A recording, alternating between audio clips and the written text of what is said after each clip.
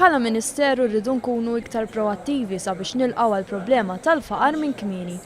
Għalet dan il-Ministru għall-Familja u Solidarjetà Soċjali Mary Louise Colejro Preca waqt konferenza tal-aħbarijiet li matula tefa' dawl fuq il-punti li tqajmu fit-tmien laqgħat ta' konsultazzjoni mal-pubbliku rigward il-problema tal-faqar.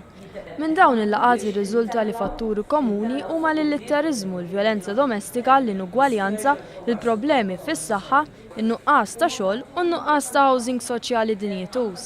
Matul din il-laqgħa l-Ministru ħabbret il-proġett ġdid bl-isem LEAP, proġett li se jiġi ffinanzjat mill-Fond Soċjali Ewropew u li huwa bbażat fuq 3 pilastri ewlenin. Fil-fatt il-konsulent tal-proġett LEAP Marija Rawħ spjegat li se jinħolqu 5 ċentri għar-riżorsi tal-familja madwar Malta u Għawdex u 12 sub-network skont l-eżiġenzi.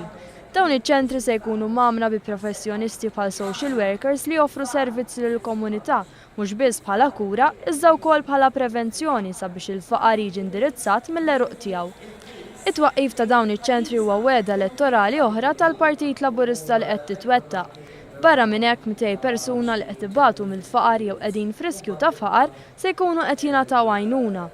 B'hekk itejbu l-livell tgħixin u jkunu f'pożizzjoni aħjar biex isibu impjieg anke permezz ta' taħriġ li se jingħata bħala parti minn dan il-proġett. Se jingħata wkoll taħriġ lil laqdiet mhux governattivi sabiex dawn ikunu jistgħu jgħinu aħjar lil dawk li jinsabu fil-faqar.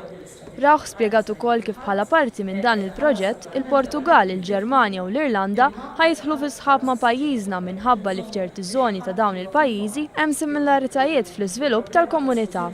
Matul din il-konferenza l-Ministru Mary Louise Colejro Preca ħabbret ġimgħa ta' attivitajiet bit-tema ninaqdu kontra l-faqar bl-arti u l-kultura li se jkun qed itella l-Ministeru b'kollaborazzjoni mal-Iskola tal-Arti u Art bejn id-9 u l-14 ta' Settembru. L-attivitajiet jinkludu mużika live, arti, drama u diskussjonijiet. Indirizzat ukoll din il-konferenza l-koordinatriċi tal-istrateġija dwar il-faqar u l-esklużjoni soċjali, Dr. Jana Blendmintov.